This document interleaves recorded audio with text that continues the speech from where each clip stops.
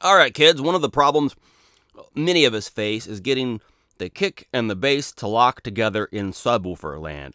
I'm talking about stuff under 120 hertz. It can be really tricky to get the low end of the bass big and bleh, but then also get the kick to do what we want. Well, here's a little trick I invented. It's super simple and quick, easy, and it works on everything. I use this now on EDM, dance stuff, metal, folk, everything I do I use it on, and I love it. Okay, so here's how this works. I got a bass here, and for this I just threw together a little stupid drum and kind of a sine wave bass type thing. Sine wave bass, but it's got a lot of attack up top, so it's not sine wave at all. So I need that attack. That's the thing. And a lot of times people use the trick where they use the sidechain.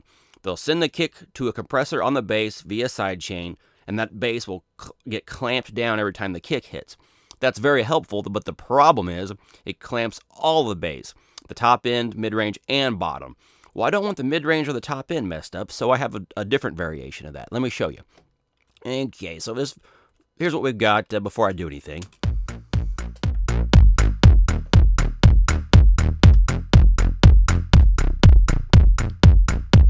And that's really not that bad. We're in synth land, and a lot of times synth stuff works. Well, I've got my sounds picked out pretty good anyway, which is all part of the fundamentals of recording. This trick won't make a billion difference, but for me, I like it, and I do it all the time. So let me show you anyway. All right, so we got Trash 2 on the bass. I like Trash 2 just because I can do so many things with it. It's one of my favorite plugins, and one of the genius things iZotope's done. It is on Brandon's Bulletproof Gear list, among many other great plugins and tools I love.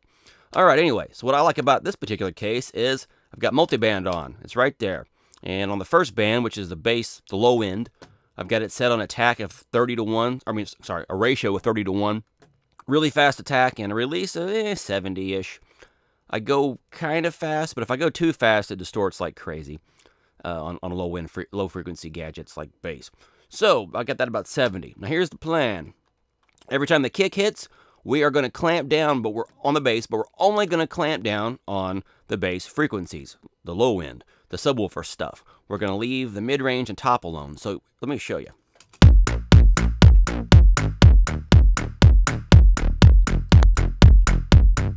So there it is without it. I turn the threshold all the way up.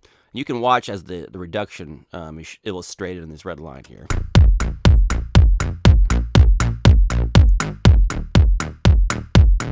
So here I went really extreme. I've got the threshold at minus 92.8. And what's happening there is because the threshold's so low, it's really never even letting go of that compressor. It's just constantly compressing. But what you're hearing is you're hearing plenty of attack. That's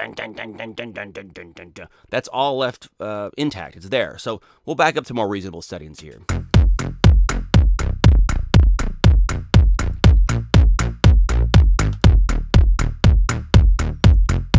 Pretty cool. Now here's the thing about this one. It's not a lifesaver on this particular track, particularly if you got your sub off. If you don't have a sub off, you didn't hear any of that. This is all about getting that low end nice and tight. It's a bigger deal for dance music and such, but I mean, I don't know any genre that wants a quote-unquote wobbly low end, or, well, wobble. Everybody's doing wobble nowadays. Bleh. You know what I mean. So, if you ever want to clean up the low end in your bass, but you don't want to mess up the attack, put a multi-band compressor with a sidechain input on it. Feed that kick and just duck down on the kick hits. Out.